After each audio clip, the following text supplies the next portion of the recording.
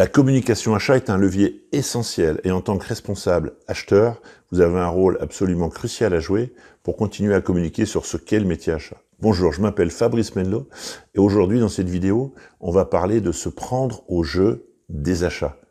Il y a quelques semaines, j'ai organisé un webinaire avec Yannick Tissier et Laurent Devez. Yannick est le patron d'achat de la collectivité d'Antony et puis Laurent Devez est le patron d'achat de Solvachat. Et avec tous les deux, on a passé un moment, puisqu'ils ont tous les deux écrit un livre, Laurent une BD sur le métier achat, avec à la fois l'envie d'écrire et de coucher sur le papier un petit peu leur conviction, leur regard, hein, alors avec plus ou moins, bien sûr, d'ironie ou de fantaisie ou d'aspect romanesque pour Yannick, mais du coup c'était un moment super. Donc comment on crée un livre, comment on passe à l'acte, comment on arrive à le publier, à le partager, et voir tout ce cheminement, ça m'a beaucoup intéressé parce que je trouve que c'est une manière aussi différente de communiquer sur le métier, bien sûr au sein de la communauté achat, mais souvent à l'extérieur de la communauté achat. Et ça, je trouve que c'est vraiment chouette et c'est une très bonne idée. Et puis, en partageant autour de ce livre et des retours que vous avez pu me faire sur cette vidéo, je me suis souvenu également qu'il y a quelqu'un que j'apprécie beaucoup et qui est sûrement un des peut-être le plus grand expert du jeu professionnel, hein, j'allais le dire, et on a souri parce que dans la vidéo, il me dit, tu sais que les jeux, on a été obligé de les appeler des serious games pour bien montrer que c'était sérieux, que c'était professionnel, alors qu'on est dans l'univers du jeu. Et donc du coup, cette personne, c'est Ronan Asquette, qui est un grand acteur du métier achat. Hein. Ronan a opéré pendant de très nombreuses années des formations, il continue à le faire, et puis il a utilisé pédagogiquement dans ses formations la thématique du jeu, et il a créé beaucoup de jeux. Je pensais bien le connaître, mais du coup il m'a encore bluffé parce que du coup il m'a listé, voilà, y compris son dernier jeu, donc des vrais jeux, hein, des vrais jeux de plateau avec un plateau, des pions, des cartes, des situations. Donc on se retrouve vraiment dans un univers du jeu appliqué au métier achat et appliqué quelquefois même en dehors du métier achat, puisque du coup dans ses différents jeux, en fonction des thématiques que vous souhaitez aborder, il est capable d'embarquer des parties prenantes, une direction générale. Absolument passionnant. Donc dans la vidéo qui va suivre, c'est un entretien que j'ai eu avec Ronan pendant un petit moment ensemble. Il est revenu à la fois sur son parcours autour du métier achat, un petit peu ce qu'il a fait, comment il a ensuite eu l'idée d'utiliser cet univers pédagogique qu'est le jeu au service de l'apprentissage et de la formation. Et donc du coup, voilà, je vous laisse avec Ronan, cette interview qu'on a fait il y a maintenant quelques jours. Bonne vidéo, n'oubliez pas de vous abonner à cette chaîne si vous l'appréciez, si vous voulez être informé des prochaines vidéos, de cliquer sur la petite cloche, c'est comme ça qu'on dit, et puis surtout de partager la vidéo. Je vous dis à très bientôt, prenez soin de vous et restez curieux. Eh bien, Ronan, bonjour, je suis super content de te retrouver, de se donner ce prétexte pour se parler et se voir, même si on est un petit peu à distance. Allez, peut-être pour commencer, quelques mots pour te présenter, pour ceux qui ne te connaîtraient pas.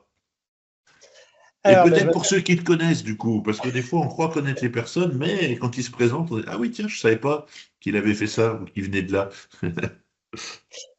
alors oui, je m'appelle Ronan Asquat. Moi, j'ai commencé en fait ma carrière dès le départ dans les achats. Je me suis formé en école de commerce, hein, l'ESIDEC, qui maintenant n'existe plus, qui est l'école supérieure de commerce de Metz. À la base, j'avais fait un IUT gestion logistique et transport. Et puis, en découvrant un peu la logistique, à côté, j'ai vu qu'il y avait les achats et ça m'avait l'air un peu plus sympa. Donc voilà, j'ai décidé de me spécialiser dans mes dernières années d'études dans les achats. Et j'ai pu le faire en apprentissage et j'ai commencé dans une entreprise dans le Nord, alors, du côté de Maubeuge, une entreprise sidérurgique et qui avait, pour la petite histoire, comme ancien directeur achat, Jean-Luc Barras, que je n'ai pas connu, mais qui était l'ancien directeur de cette structure. Et donc, j'ai été formé dans cette école, on va dire, myriade, puisque il y avait aussi l'ancienne équipe qui avait formé Jean-Luc. Donc, j'ai commencé à être acheteur en apprentissage sur la partie emballage. Et puis, à la fin de mon apprentissage, j'ai été débauché par le principal fournisseur d'emballage. Et donc, là, j'ai pu gérer les achats, mais en même temps la relation commerciale avec mon ancien employeur. Donc, j'avais une vue globale, on va dire, sur cette partie supply chain qui était assez intéressante. Et j'ai rejoint ensuite parce que j'avais envie de changer un peu de région, hein, donc de revenir en région parisienne. Et donc, j'ai retrouvé mon ancienne directrice achat chez Myriad.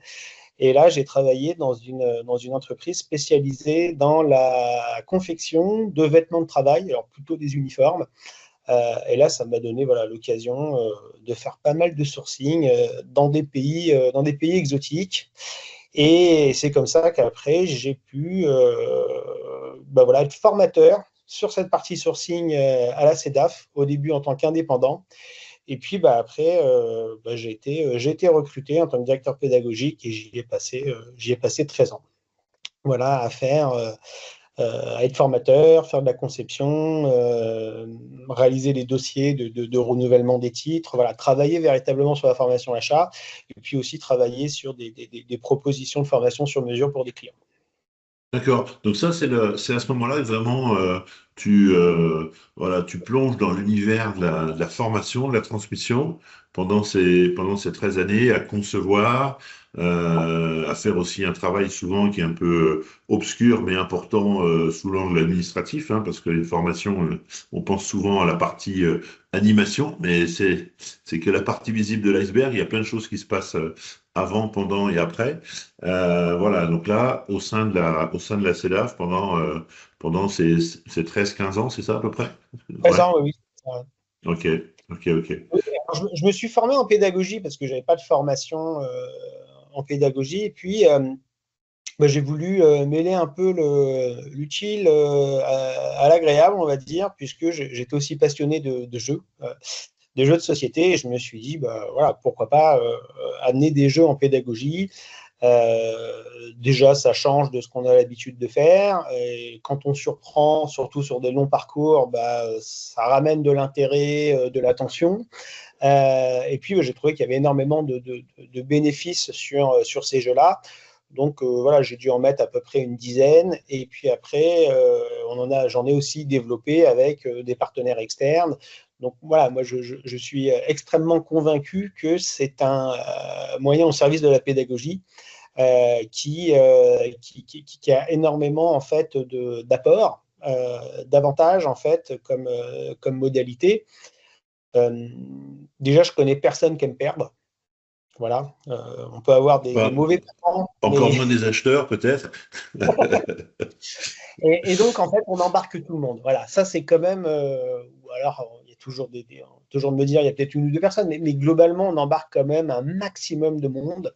Ouais, Et, et- alors on va revenir sur les jeux, comment te vient l'idée, comment tu travailles ça, juste avant qu'on aille un peu creuser ce sujet-là, parce que c'est un point vraiment qui m'intéresse beaucoup. Et quand on en a parlé ensemble, et puis parce que moi je te suis quand même depuis quelques années, je connais ton activité et ta passion pour ce sujet-là, je me dis quand même quand je regarde pour le coup l'univers un peu de la formation, quand je discute avec les acheteurs ou les organismes. En vérité, je trouve que cette approche pédagogique, elle est assez peu utilisée. Alors, est-ce que c'est moi qui est pas le bon regard? Qu'est-ce que tu en penses? Et du coup, pourquoi j'ai ce sentiment que le jeu, qui est une approche pédagogique complémentaire, intéressante, etc., pourquoi c'est pas aussi utilisé que ce qu'on pourrait imaginer? Pourquoi dans toutes les directions achats, il n'y a pas un jeu sur les achats? Pourquoi voilà, c'est quoi ton regard là-dessus? Déjà, je pense qu'il y a un regard culturel. Les jeux, si on fait toute l'histoire et qu'on regarde, au début sous l'Antiquité, les gens jouaient, les adultes jouaient. Tu as une tombe en Égypte, je ne sais plus si c'est, il me semble que c'est Nefertiti qui joue au Sénète. Enfin, voilà, tu as ces jeux qui existent depuis la nuit des temps. Et petit à petit, avec la religion, avec d'autres éléments, ça a eu une image un peu péjorative, jeu d'argent, ou alors des éléments pour les enfants, mais pas adaptés au monde adulte. Et ça, c'est en train de se casser pour le grand public, puisque on a ma génération qui ont grandi avec des jeux de société, mais moi, je n'avais pas une offre que tu as aujourd'hui, quoi. Tu restais cantonné au Trivial Pursuit, Bonne Ouais. Paye, etc., les classiques qui sont restés pendant des décennies. Maintenant, il y a une offre beaucoup plus foisonnante. Et je trouve qu'en entreprise, on a gardé un peu cette image-là. D'ailleurs, moi, ce qui me surprend un peu, on parle de serious game. Enfin, je veux dire, on a été obligé de rajouter le mot sérieux, quoi. Ah oui, c'est vrai, tu as raison. Je m'étais jamais fait la remarque, mais tu as raison. On parle des serious games, comme si jouer, c'est forcément. Alors, c'est vrai qu'il y a une approche ludique, une approche familiale, amicale autour du jeu. Surtout qu'on a retrouvé ces dernières années quand même, hein, parce que du coup, ces fameux jeux de plateau, les bars à jeux, tout ça, ça revient, j'allais dire, là où en effet, nous on a vécu avec 4-5 jeux avec qui on a joué toute notre enfance, quoi. Donc c'est un peu changé. D'accord, donc ça, en effet, culturellement, on va dire, c'est une approche qui n'est pas très utilisée. Est-ce que c'est Enfin, vrai dans tous les pays, du coup, est-ce que ça c'est plutôt franco-français? Tu as un regard sur ce qui se passe ailleurs? non, pas sur la partie formation. Et puis, D'accord. j'en ai vu quelques-uns de créés. Et puis, des fois, malheureusement, on a des mécanismes proposés qui sont finalement proches du jeu de loi ou des choses comme ça. Donc, si tu veux, ça ne donne pas forcément toujours envie. Donc, oui, moi, j'ai remarqué en tout cas qu'à vendre par rapport à une formation, il y a un petit côté paillette, on se dit c'est bien, mais les gens creusent. En tout cas, voilà, ils ont un petit peu peur de se dire oui, mais c'est un jeu, les gens ne vont pas penser que c'est de la formation. Il y a cet écart qui fait qu'on rencontre des freins. Enfin, je trouve que c'est quand même un peu plus compliqué à vendre. Toujours, les gens se posent des questions. C'est un jeu, mais est-ce qu'ils ne vont pas juste s'amuser? Est-ce qu'il y a un contenu derrière? Il y a quand même ça. Ouais, Alors, même ouais, voilà, comment dire, les décideurs qui l'ont eux-mêmes, mais ils se font les porte-voix de certains apprenants où ils anticipent les craintes de certains apprenants. d'accord. Ok. Est-ce que du coup, moi je me posais aussi la question, utiliser un jeu, une fois encore, on va revenir sur la création et la manière dont tu fais pour créer tout ce dispositif, mais est-ce que ça s'applique à beaucoup de sujets, peut-être à tous les sujets ou à certains formats? Comment, comment tu vois ça, toi? Après, ça dépend peut-être là aussi, peut-être du jeu en question, mais la relation entre, en fin de compte, cette technique, cette approche et le thème même de la formation, sa durée, son format, il y a une relation? Alors, oui, si tu veux, mais là, il faut rentrer un peu déjà dans la façon de concevoir un jeu. Moi, si tu veux, j'achète beaucoup de jeux du commerce, pas les jeux experts, parce que, enfin, si j'aime bien, mais je vais surtout acheter des jeux grand public avec des règles assez simples pour voir déjà les mécanismes qu'on peut utiliser. Et j'ai listé ces différents mécanismes que tu peux avoir. Après, tu les adaptes. Mais quand je vais créer un jeu sur une formation, je vais déjà regarder les mécanismes en lien avec la thématique. Si D'accord, je prends donc alors, on y vient. Point de départ, numéro un, qu'est-ce qui fait qu'à un moment donné, tu décides de créer un jeu? Tu te lèves le matin en disant, bon allez, ce matin je crée un jeu, ou alors tu as vu une situation qui te dit, bah tiens, là on pourrait créer un jeu qui va aider à transmettre cette partie-là. C'est quoi le déclencheur en fin de compte? Bah, déjà, en fait, c'est pas mal de tests de jeux du grand public. Et ces jeux du grand public, je vais regarder, comme je te dis, les mécanismes et je me dis, tiens, ça peut être sympa par rapport à telle thématique achat. Euh, D'accord. donc, si tu veux, je vais me les noter. Et après, quand je vais réfléchir à un jeu, pour moi, je n'ai pas de frein sur quelle thématique est adaptée ou n'est pas adaptée. Toute thématique, pour moi, peut être adaptée, en tout cas au niveau achat, avec un format jeu. Après, est-ce que c'est un jeu fil rouge? Est-ce que c'est un jeu d'introduction qui dure 20 minutes? Est-ce que c'est un jeu de synthèse qui dure 1 heure? Enfin, voilà, ça c'est d'autres questions qu'on va se poser. Mais pour moi, c'est ça. C'est déjà de se dire quel mécanisme on va utiliser. Je te donne un exemple concret pour illustrer tout ça. Oui. Les mécanismes liés au chaos, tout ce qui est hasard, bah ça, tu ne peux pas le mettre dans tous les jeux. Par contre, enfin, pour toutes les thématiques. Par contre, pour la gestion du risque, évidemment, c'est extrêmement pertinent. Il y a un côté hasard D'accord. qui Oui, est oui. extrêmement fort.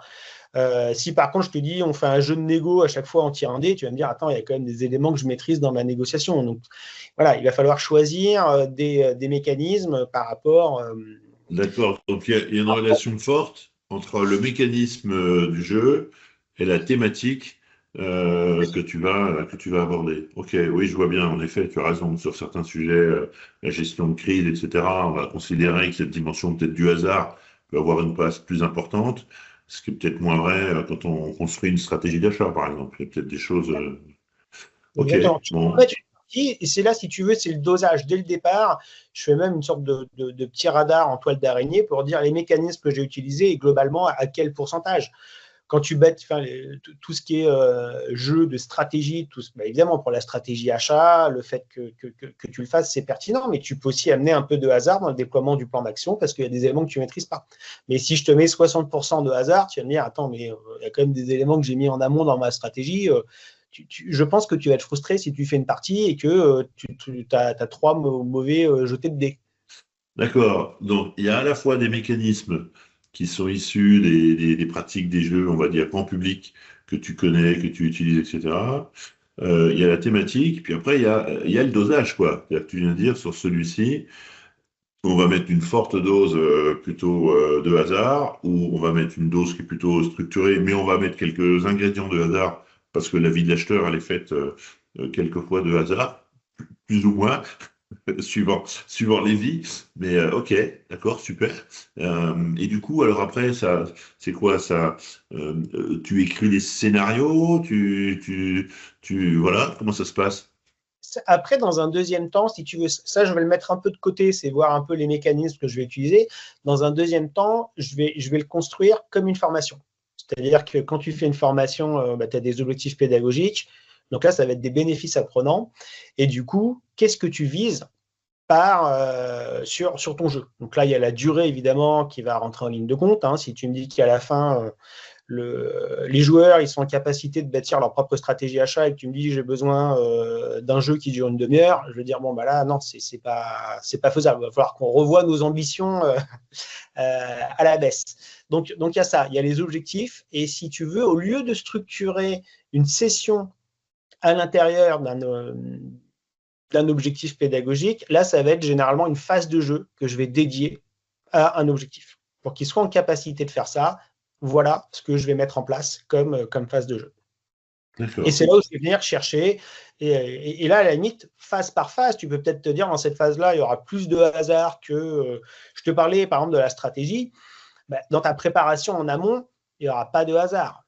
Parce que tu as des données que tu vas chercher, que tu as en interne, etc.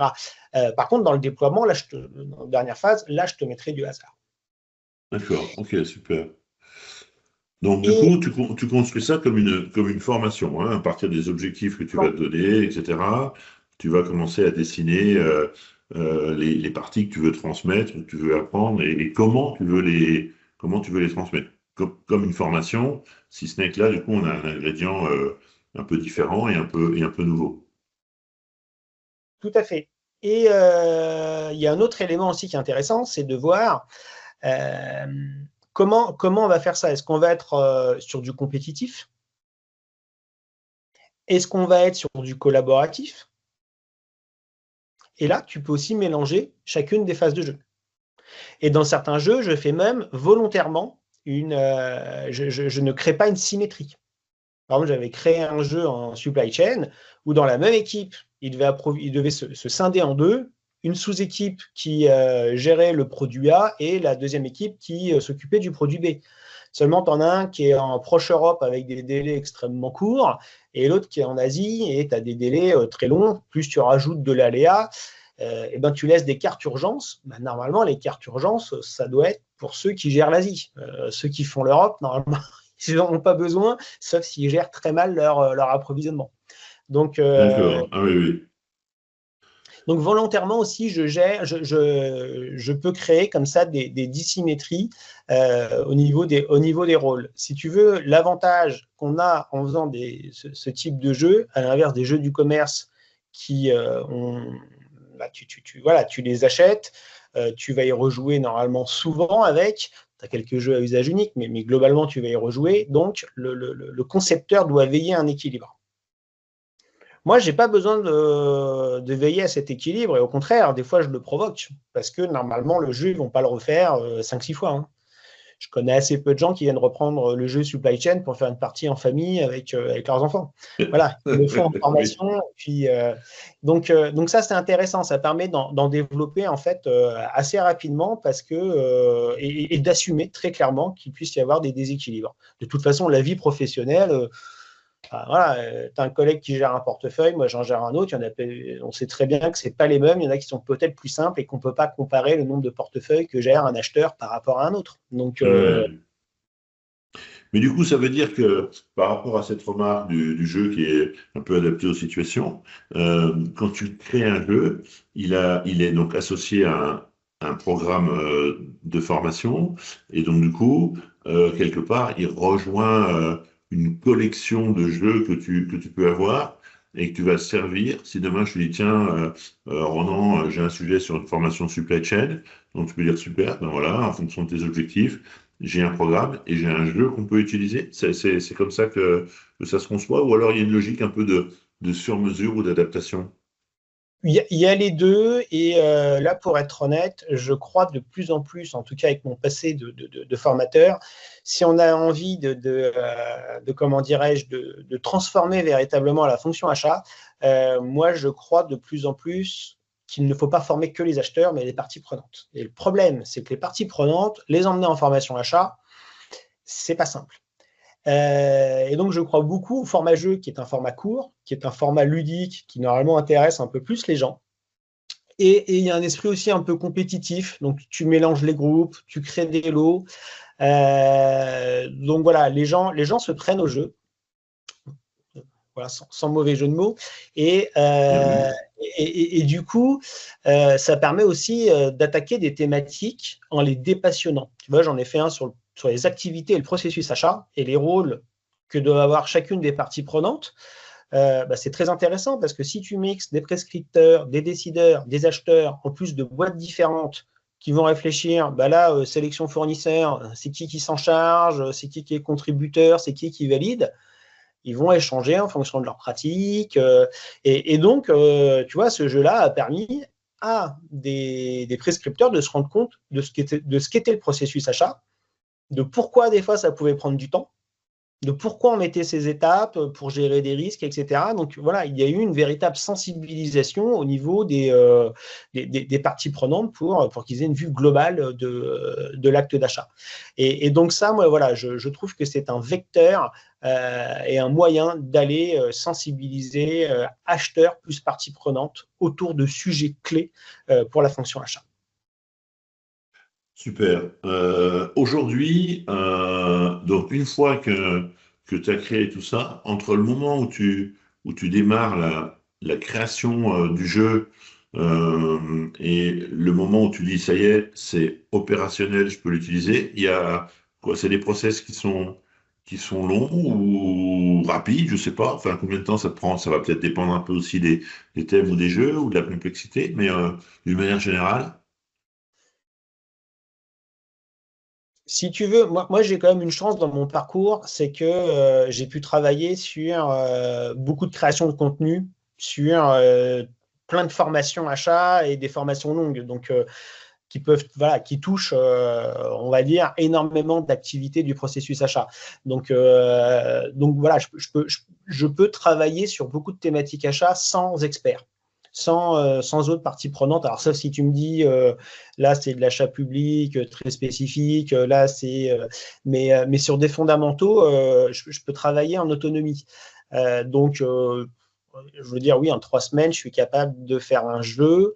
Et puis, je me suis aussi formé pour utiliser des machines, un laser, une imprimante 3D, pour faire en fait aussi tout le matériel. Ah oui, parce que du coup, c'est une question que j'avais aussi. Il y a un aspect matériel, il y a des cartes, il y a peut-être des fois un plateau, des pions, je sais pas. Donc du coup, tu vas jusque-là. C'est-à-dire que tu conçois aussi. D'accord. Et si tu veux, la- la- la- la- la thématique que tu vas utiliser. Tu vois, j'en ai fait un avec l'univers des Vikings, j'en ai fait un autre, un peu le côté Wallace et Gromit, un peu spatial. Et le matériel est presque tout aussi important que le fond. Parce qu'il faut donner envie aux gens de jouer. Si tu as un matériel cheap, si tu as un design un peu vieillot, jeu de loi, tu ne les fais pas venir. Il faut que les thématiques qu'on utilise, les appels, que maintenant je travaille même sur la musique que je mets avec dans des présentations, sur une voix off. Faut que les gens vivent une expérience et qu'ils se prennent au jeu. Si j'arrive à les amener déjà là, si dès le départ ils sont pris dans le jeu, c'est bon, ils vont suivre. Si après tes mécaniques sont bien huilées, si ton timing est bien fait, tu les embarques jusqu'au bout. Ok. Et du coup, à un moment donné, il y a une phase de test entre tout ce que Oui, tu as conçu. Comment ça se passe, ça? Tu fais tester à des personnes? Je sais alors pas j'aime bien le comment. tester moi-même, Ouais. j'aime bien faire le premier pilote. Et après, les ajustements sont beaucoup liés à enfin pour moi, c'est surtout le côté timing, qui est des fois pas toujours facile à appréhender, notamment sur l'assimilation des règles. D'accord, d'accord. Ok. Et donc, du coup, alors, comment au-delà de la conviction que tu peux avoir quand tu parles de ça, notamment, je pense à un directeur achat qui pourrait être intéressé sur un de ces programmes de formation, sur cette thématique. Tu as des exemples que tu peux lui montrer, du coup, parce il y a ce côté aussi un peu démonstratif au-delà de ce que tu vas expliquer. Ça va dépendre des sujets, mais j'imagine que tu dois avoir quand même quelques exemplaires disponibles. C'est comme ça que ça se passe? Ouais. Oui, oui, oui, ils aiment bien voir évidemment des réalisations concrètes. Donc oui, j'ai des exemples, des témoignages aussi de gens qui ont joué, ça c'est important aussi, et de donneurs d'ordre qui l'ont déployé. Donc ça pour moi, c'est des éléments qui sont tout aussi importants que de montrer comment dire, des images du jeu. Bah oui, oui, parce que du coup, quelque part, c'est presque une preuve, quoi, hein. Souvent, on dit qu'il faut apporter des preuves, surtout dans l'univers un peu de la prestation, parce que du coup, bah voilà, la formation, tant qu'elle n'a pas eu lieu, on n'a pas d'échantillon, hein, donc du coup, il faut qu'on puisse démontrer ça, donc ça, c'est important. Il y a je sais pas comment dire, tu as un catalogue, tu as un site, ou tu as quelque chose où on peut voir tout Oui, ça? Comment? Ouais, j'ai commencé à faire un site, puisque effectivement, il y en a beaucoup que j'ai déployé avec mon ancien employeur, donc qui ne m'appartiennent pas. Mais ouais. là, les nouveaux que j'ai créés, oui, j'ai commencé à faire un petit Bon, site. du coup, tu m'enverras le lien, on mettra le lien en bas de la vidéo, si des gens sont intéressés, déjà pour voir un peu ton univers, on va l'appeler comme ça, et la manière dont tu l'utilises. Et puis, encore une fois, ce que j'entends, c'est que tu as une capacité à aller faire un peu du sur-mesure. Je te dis, Ronan, voilà mon équipe, voilà mes objectifs, voilà ce que je veux atteindre, voilà les éléments de contexte. Et toi, tu vas intégrer tout ça, tu vas concevoir. Et dans ta conception, tu vas introduire cette notion de jeu, c'est ça? Tout à fait. Bah là, un exemple concret, ça a été fait l'année dernière avec le CNA, puisque je suis au CODIR du CNA Île-de-France, et ils avaient un achat lab sur l'inclusion. Ils se sont dit, on n'a pas envie de faire un livre blanc, on veut faire un jeu. Moi, je ne suis pas un expert, mais j'ai intégré le groupe Achalab et Inclusion. Et donc, là, on a monté le jeu. Donc, je regardais avec les experts. Et donc, si tu veux, on l'a structuré en trois grandes parties. C'est-à-dire, la première partie, c'était déjà Enfin, déjà, on a défini le timing, à qui ça s'adressait, etc. Et par rapport à ça, je l'ai découpé effectivement en trois grands objectifs. Et dans ces objectifs, tu as déjà avoir un vernis sur ce qui est l'inclusion. Ouais. Donc là, un jeu de questions-réponses autour du QQO, QCCP, avec des points, tu nommes d'autres équipes pour amener plein d'interactions. Ensuite, connaître les apports, et là, il faut que tu arrives à en mémoriser un maximum, et la première équipe, quand loupe un, elle perd, jusqu'à une logique d'élimination. Et puis derrière, comment tu t'en fais l'ambassadeur et comment tu arrives à lutter contre les freins les plus courants que tu peux avoir. Et donc, là, on a repris des situations qu'ont vécues les directeurs achats, qui ont mis ça en place dans leur structure, pour voir avec des petites scénettes, des négos à mener, avec des cartes pot de banane, on va dire, aux acheteurs, pour dire, voilà, ça a coûté trop cher, là, attention, ça va poser des problèmes de RH, etc., etc. Et donc voir comment les acheteurs qui défendaient ce projet-là allaient arriver à s'en sortir. Donc là aussi, le jeu permet, puisque moi j'ai cette conviction que notre métier va être surtout axé sur du relationnel. L'IA, on a plein d'éléments qui vont nous aider sur toutes ces tâches analytiques, mais le relationnel, ben voilà, ça c'est quand même quelque chose qu'on va devoir continuer à faire. C'est pas parce qu'on me dit que tous les critères sont en vert parce que c'est le meilleur que c'est le meilleur fournisseur pour toi, mais si tu t'entends pas avec lui, ça va être compliqué. Donc, Ouais. je crois vraiment à ça. Et le jeu, en fait, te permet de créer des situations où tu gères ce relationnel. Et tu gères même, j'ai envie de te dire, moi, je crée des situations, j'ai un jeu comme ça de stratégie, où j'ai scripté le rôle des différents d'un comité de direction pour dire voilà, là vous allez attaquer les acheteurs sur les points techniques, vous sur le point financier, pour voir un peu l'acheteur qui va passer au grill. Et en plus, les gens sont évalués, les autres, sur leur façon de tenir leur rôle. Alors, il y a un rôle qui est scripté, antipathique, etc. Voilà, donc je me dis, quand tu ressors de jeu, alors ça se fait avec le sourire, les gens en rigolent, mais quand ils passent, je crois même que moi, je n'ai pas vécu dans des comités de direction, enfin des comités où je présentais ma stratégie aussi durs. Et ça se Ah fait oui. dans une bonne ambiance où on les sent un peu souffler, mais après, ils rigolent bien, quoi. Ouais, non, mais je comprends, je vois bien comment tu peux aussi te laisser te prendre un peu par la thématique du jeu, et du coup, bah, après, on lâche un peu les chevaux, comme on dit, et puis c'est parti, on a tous des situations auxquelles on pense qui pourraient se prêter aussi à ça.